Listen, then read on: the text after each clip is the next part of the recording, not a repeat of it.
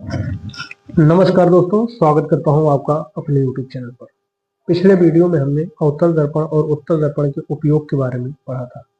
अब हम देखेंगे कि चिन्ह परिपाटी यानी जब हम आंशिक प्रश्नों को हल करते हैं तो फिर हम किस तरीके से चिन्हों को लेते हैं, किस दिशा में पॉजिटिव लेंगे, किस दिशा में नेगेटिव लेंगे, ये हम यहाँ पर देखेंगे। हेडिंग आपका है चिन्ह परिपाटी। तो आप लोगों ने हाई स्कूल में कोऑर्डिनेट ज्योमेट्री पढ़ा होगा, हाई स्कूल ही है। अब 9th में कोऑर्डिनेट ज्योमेट्री आपने पढ़ा होगा। ये आपका x अक्ष रहता है और ये आपका y अक्ष है। बस सेम चीज हमें यही करना है। इधर जो चीजें होंगी वो प्लस होती हैं तो हम प्लस ले लेंगे।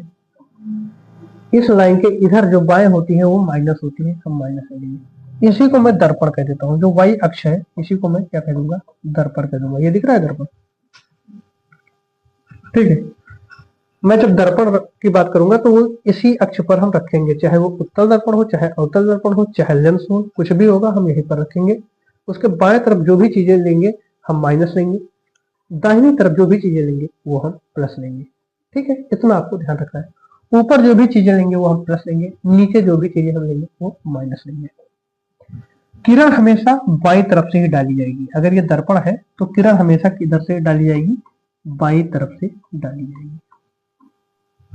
किरण क्या होगा, हमेशा बाईं तरफ से डाली जाएगी, ठीक है। तो ये चिन्ह परिपाटी है, इसको आपको ध्यान में रखना है। आइए नेक्स्ट हम देखते हैं आवर्धन।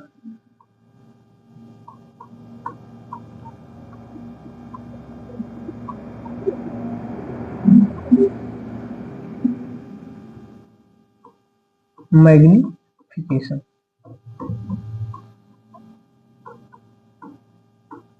ठीक है।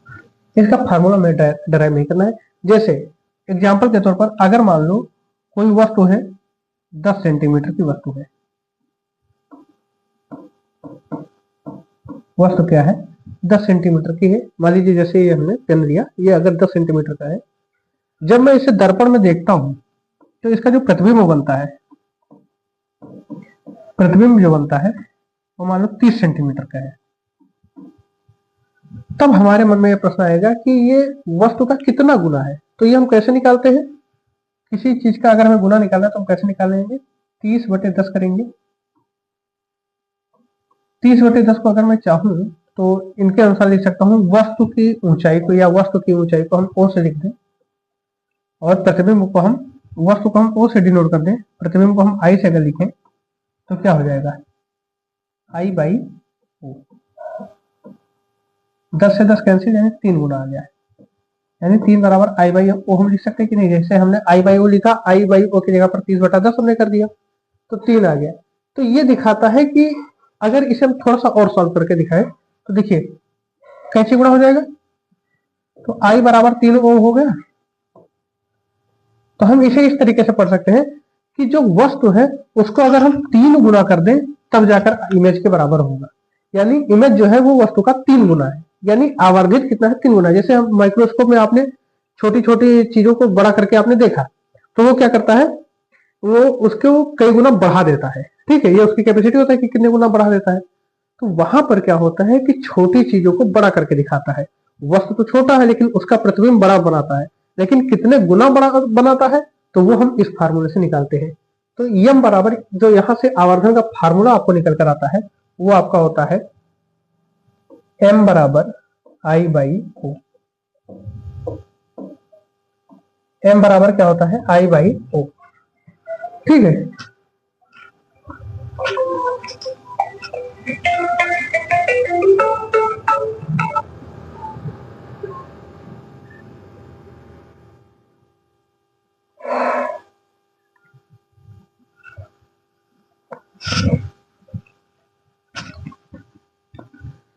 ये फार्मूला आपका है और इस पर क्वेश्चन आपके सॉल्व होंगे। अभी मैं क्वेश्चन भी आपको बताऊंगा, ठीक है। तो ये हो गया आपका आवर्धन। अब हमारे पास कुछ आंकिक प्रश्न है, कुछ आंकिक प्रश्न है जो कि आपके आवर्धन। आंकिक प्रश्न से पहले हम दर्पण के और सूत्र होते हैं उन्हें हम देख लेते हैं। दर्पण के कुछ और सूत्र हैं, जैसे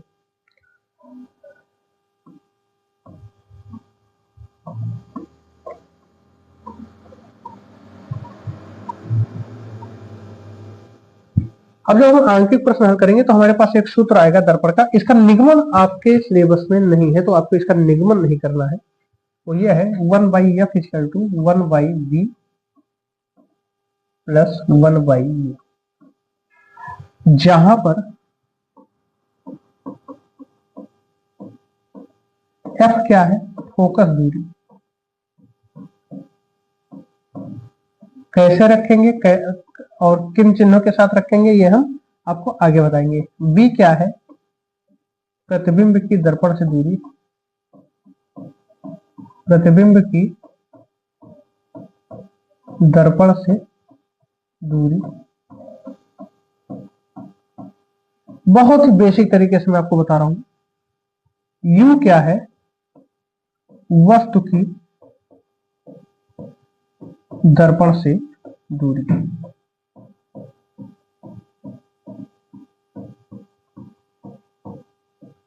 ठीक है, ये फार्मूला आपका 1/f equal to 1/b plus 1/u। आपको चिन्हों के साथ रखना है, लेकिन जिस राशि को निकालना है या जिसे फाइंड करना है उसका चिन्ह आपको नहीं रखना है। वो चिन्ह सहित खुद ब खुद आ जाएगा और उसके आधार पर आप बता सकते हैं कि वो दर्पण के बाईं तरफ रहेगा या फिर दाईं तरफ रहेगा। तो आपको वहां पर चिन्ह नहीं रखना है, जो आपको पता है वही रखना है। क्वेश्चन में हम आपको बताएंगे कि कौन सा चिन्ह कहां पर रखा जाएगा और किसके साथ रखा जाएगा। आवर्धन के फार्मूले को हम जब देखते हैं तो एक बार हम आवर्धन के फार्मूले पर फिर से वापस आते हैं। हमारे पास देखिए बी और यू के टर्म में भी हम आवर्धन के फार्मूले को लिख सकते हैं। इसका मैं डेरिवेशन भी करा देता हूं। डेरिवेशन कुछ इस तरीके से है, सिंपल देख लीजिए, जरूरत नहीं है। कोई वस्तु है, वस्तु से कोई किरण चली, यहां पर टकराई और ये कहां से जाएगी, फोकस से होकर जाएगी। वक्रता केंद्र आपका यहाँ है, एक किरण आपका वक्रता केंद्र से होकर गया, कुछ इस तरीके से। ठीक है, तो जहां काटते हैं वही आपका क्या बनता है, इमेज बन जाता है। आपका ये इमेज तैयार हो गया। लेकिन एक चीज और हम कह दें, मान लीजिए यहां से कोई किरण यहां जाकर यहां हिट करती है ध्रुव पर, तो हमने क्या बताया था कि ध्रुव पर हिट करने के बाद ये आपका कुछ ऐसे ही आपका निकल जाएगा, ये काटते हुए निकल जाएगी। ठीक है, तो इमेज से ध्रुव के बीच की दूरी आपका v कह जाता है। वस्तु से ए बी से हम कर दें तो यहां से यहां तक की दूरी आपका u कह जाती है और ये आपका क्या है, फोकस दूरी है f। ठीक है, कोई इंपॉर्टेंट नहीं, बस वैसे मैं बता दे रहा हूं कि v और u के टर्म में क्या आता है। तो इसी तरीके से आप देख लीजिए, हम इस त्रिभुज को ले लेते हैं ए बी पी और दूसरा त्रिभुज हम ले लेंगे यम यम एन पी। ठीक है, ये त्रिभुज ले ले तो आपको क्या पता चल जाएगा कि जो ये त्रिभुज देखिए, ये 90 डिग्री है, ये भी 90 डिग्री है, तो ये त्रिभुज आपका समरूप हो जाएगा। ये एंगल बराबर है तो आपका त्रिभुज समरूप हो जाएगा एक तरीके से। ये एंगल नहीं लेके, ये देखिए ये 90 डिग्री है, ये भी आपका 90 डिग्री है, तो जब समरूप हो जाएगा तो क्या होगा कि उसकी भुजाओं का अनुपात जो होता है, समरूप में क्या होता है कि त्रिभुज की भुजाओं का अनुपात बराबर होता है। अब देखिए अगर हम ए बी ले लेते हैं, ठीक है, तो यहाँ पर एम एन ले लेंगे। बड़े वाले त्रिभुज में बीपी ले लेते हैं तो यहाँ पर हम एम पी ले लेंगे। ठीक है, तो ए बी को अगर मैं एच मान लेता हूं, इसे एच डैश मान लेता हूं, तो एच अपान एच डैश, ये तो है आई बाई यू। एच आपका क्या है, ओ, एच डैश क्या है, आई, तो इसे लिख सकते हैं ओ बाई आई। ठीक है, और बीपी अपन एमपी क्या है, बीपी क्या है आपका यू, एमपी क्या है आपका एमपी, तो ये आपका है वी। ठीक, अब हमें चिन्ह रखना है। देखिए ये आपका आ गया, चिन्ह रखना है। ओ बताइए ऊपर है ना तो ये पॉजिटिव रहेगा, आई क्या है आपका नीचे है तो ये माइनस हो जाएगा, यू आपका क्या है इधर को है तो माइनस हो जाएगा, बी आपका क्या है इधर को ही है तो माइनस हो जाएगा। माइनस माइनस कैंसिल भाई अगर करते हैं तो इसे हम पलट दें तो क्या कह सकते हैं, M equal to I by O, लेकिन माइनस के साथ इस चित्र के लिए, क्योंकि ये माइनस आई क्या है नीचे बन रहा है तो इसीलिए मैंने माइनस रख दिया है, और U by V by U. लेकिन यही चीज जब मैं उत्तल दर्पण की बात करूंगा तो वहां पर आपका क्या हो जाएगा, अगर v पीछे बन रहा है तो पॉजिटिव हो जाएगा। ये सभी के लिए अप्लाई है ये फार्मूला। लेकिन ये क्या है -i, इसलिए इस चित्र के लिए स्पेशल है क्योंकि ये इमेज आपका नीचे बन रहा है। जो चीजें हमें नहीं पता हम उसका कोई साइन नहीं रखेंगे, खुद ब खुद आपका आ जाएगा।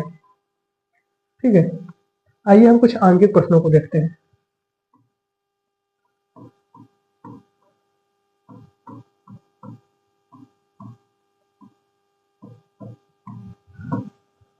ठीक है, आपके जो बोर्ड में पूछे गए हैं उन्हीं आंकिक प्रश्नों को देखेंगे यहां पर।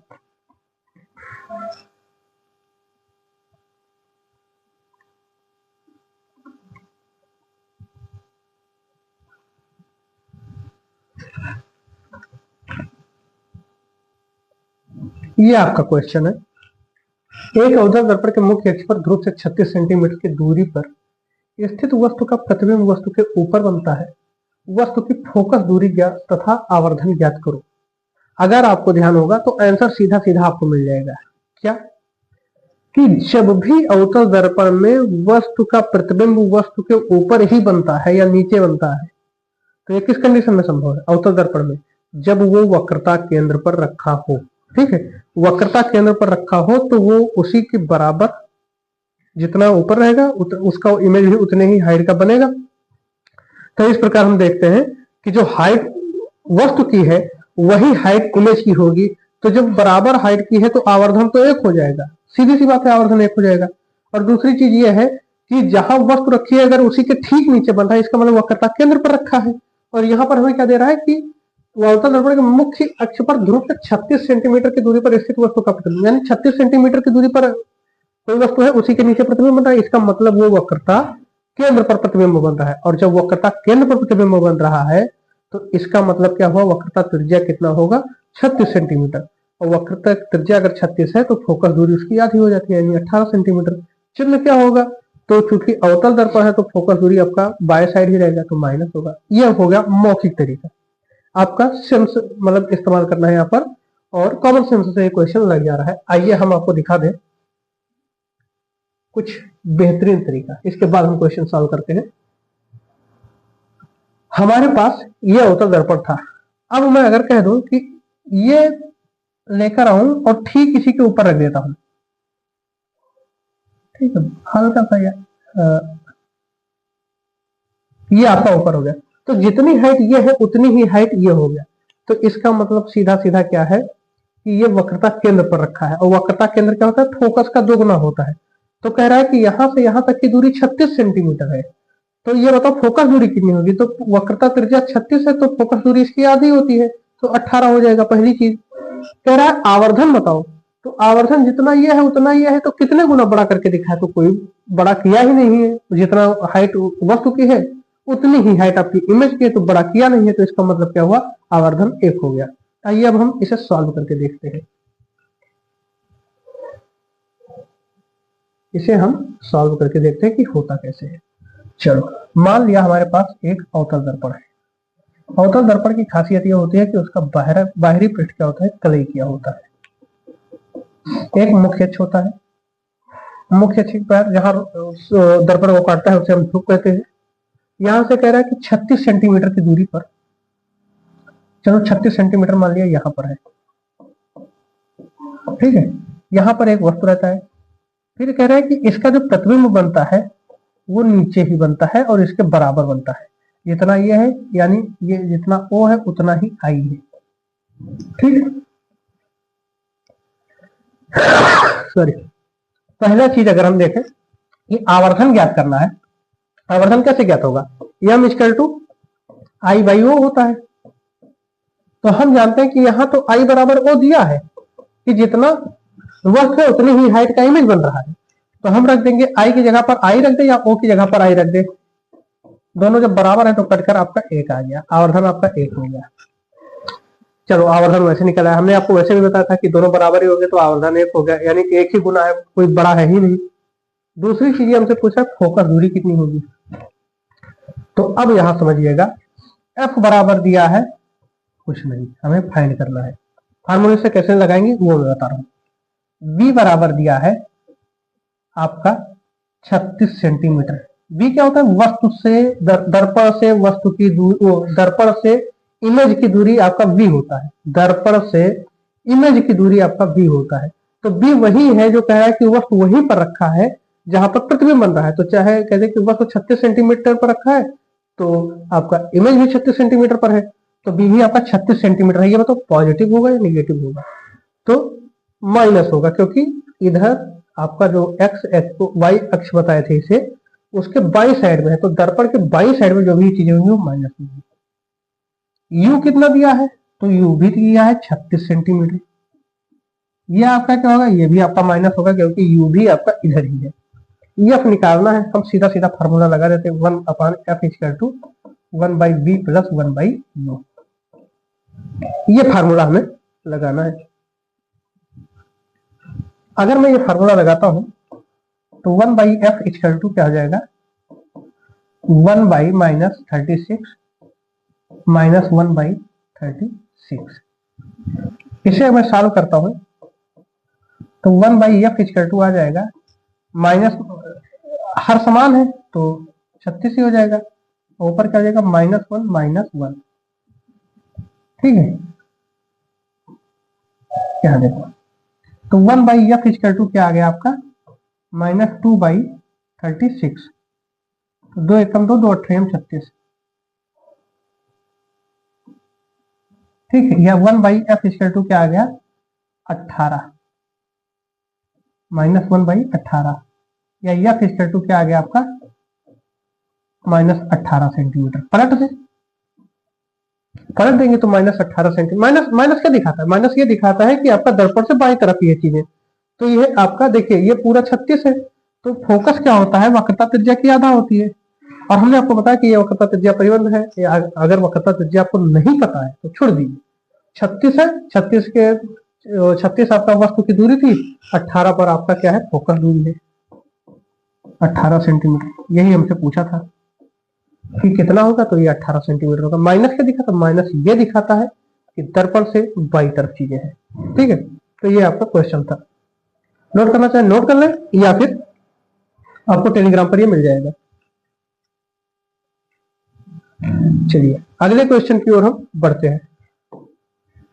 ऐसे कुछ मजेदार क्वेश्चन करते हैं।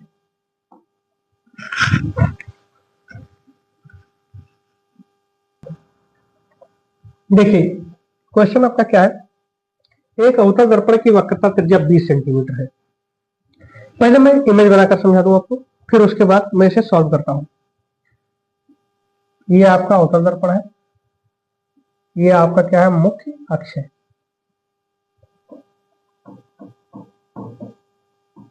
मुख्य अक्ष है। कलाई कहाँ होगी? बाहरी पृष्ठ पर। अवतल दर्पण में कलाई कहाँ होती है? बाहरी पृष्ठ पर। परावर्तक सतह कहाँ होती है? तो दबी हुई होती है या अंदर की ओर होती है। जहां मुख्य अक्ष दर्पण को काटता है उसे हम क्या कहते हैं? ध्रुव कहते हैं। सारी दूरियां ध्रुव से ही नापी जाती हैं। ये सारी चीजें आप पढ़ चुके होंगे।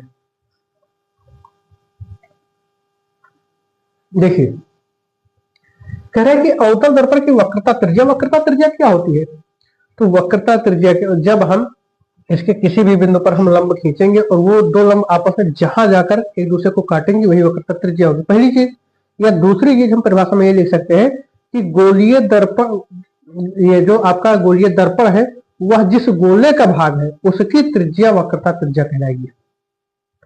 तो चूंकि ये घुमा इस तरीके से तो वक्रता त्रिज्या भी इधर होगी। चलो हम मान लेते हैं कि वक्रता त्रिज्या जो है वक्रता केंद्र से परिधि के बीच की दूरी वक्रता त्रिज्या आपकी कहलाती है। तो ये आपका क्या हो गया? वक्रता केंद्र। अब यहां से यहां तक की दूरी इन्होंने क्या दिया है? 20 सेंटीमीटर। ये दूरी आपकी क्या है? 20 सेंटीमीटर है, ठीक है।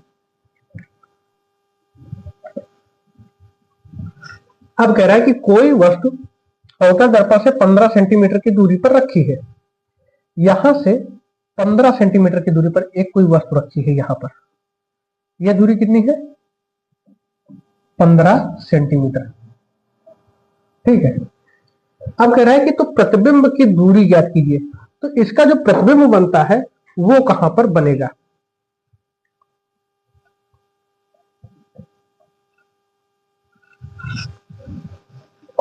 देखिए वक्रता त्रिज्या कितना है? 20 सेंटीमीटर। हमारे पास फार्मूला क्या क्या होता है ये पहले देख लीजिए। 1/f equal to 1/, v plus 1/u। अब हमसे कह रहा है कि कोई वस्तु जो रखी है 15 सेंटीमीटर की दूरी पर रखी है, इसका मतलब हमें इन्होंने दिया क्या है, u दिया है। वस्तु की दर्पण से दूरी आपकी क्या कहलाती है, u कहलाती है, और वो -15 सेंटीमीटर होगा। और माइनस आप जानते हैं कि किस लिए लगाया जाता है, क्योंकि ये दर्पण के बाईं तरफ, दर्पण के हम बाईं तरफ सारी चीजें देख रहे हैं। अभी b कह रहा है कि प्रतिबिंब की दूरी ज्ञात कीजिए, प्रतिबिंब की दूरी ज्ञात कीजिए, यानी हमें v ज्ञात करना है। तो b अगर हमें नहीं पता है तो हम बिना चिन्ह के इसे हम ऐसे रख देंगे। फिर देखिए b हमें नहीं पता, हमें निकालना है, u हमें पता है, f हमें पता है कि नहीं पता है, ये हम क्वेश्चन में देखेंगे। देखिए वक्रता त्रिज्या 20 सेंटीमीटर है, तो हमने क्या कहा कि वक्रता त्रिज्या की जो फोकस दूरी जो होती है वो वक्रता त्रिज्या की क्या होती है, आधी होती है। यानी फोकस कहीं यहां पर होगा और ये कितना होगा, 10 सेंटीमीटर होगा। या फार्मूले से अगर हम देखना चाहें तो r बराबर 2f होता है, या हम लिख सकते हैं f बराबर r/2 या 20/2, या हम लिख सकते हैं 10 सेंटीमीटर। अब 10 माइनस होगा या प्लस होगा, ये आप बताइए। तो ये भी 10 आपका माइनस होगा। क्यों, क्योंकि ये भी आपका इधर ही है। यहां रख देते हैं, वैल्यू निकालेंगे। 1 = -10 1/b, हमें पता नहीं है b की वैल्यू, तो हम उसका साइन भी नहीं रखेंगे, प्लस 1/- कितना है, 15 सेंटीमीटर।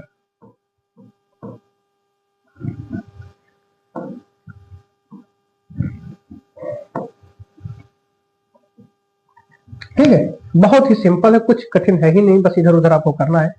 ये क्या करेंगे, -1/10 लिख लेंगे इसे, 1/b, और प्लस माइनस माइनस हो गया, 1/15 आपका हो गया। अचर को एक तरफ और चर को एक तरफ हम कर लेंगे। तो देखिए 1/b को हम पॉजिटिव भी रखेंगे, तो 1/b = लिख सकते हैं 1/15 - 1/10। 1/15 आपका क्या हुआ है, इधर को आया है, तो ये पॉजिटिव हो जाएगा, तो 1/10 हो जाएगा, पॉजिटिव 1/10। 1/15 पॉजिटिव हो जाएगा, इधर आएगा, और 1/10 तो माइनस है ही है। फिर हम इसे लिख सकते हैं 1/b = 15 10 का एलसीएम जो होगा वो 30 हो जाएगा,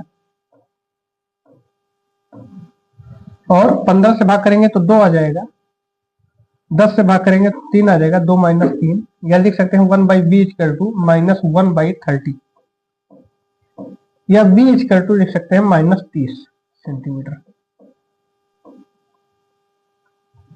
b = -30 सेंटीमीटर हम इसका लिख सकते हैं। इसका आंसर आ गया है b = -30 सेंटीमीटर।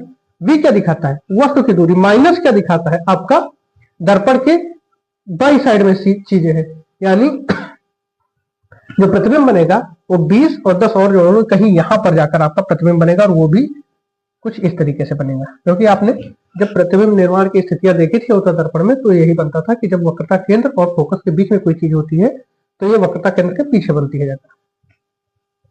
ठीक है, तो ये इस तरीके से आपका क्या आ गया, -30 सेंटीमीटर आंसर। ठीक है, तो ये 2 क्वेश्चन थे। इस तरीके से आपको अपने क्वेश्चन सॉल्व करने हैं। और अब हम सॉल्व करेंगे विद्या क्वेश्चन बैंक, जिनमें आपके प्रीवियस ईयर के क्वेश्चन दिए गए हैं और जो महत्वपूर्ण क्वेश्चन है। तो अगर आपको विद्या को समझना है तो आप वीडियो को लाइक शेयर सब्सक्राइब सब कर सकते हैं, और अपने हित मित्रों को भी भेजें ताकि वो भी इसे सब्सक्राइब कर लें और उन्हें भी लाभ पहुंचे। अब हम विद्या क्वेश्चन बैंक के क्वेश्चन को सॉल्व करेंगे, क्योंकि उसमें महत्वपूर्ण क्वेश्चन दिए रहते हैं।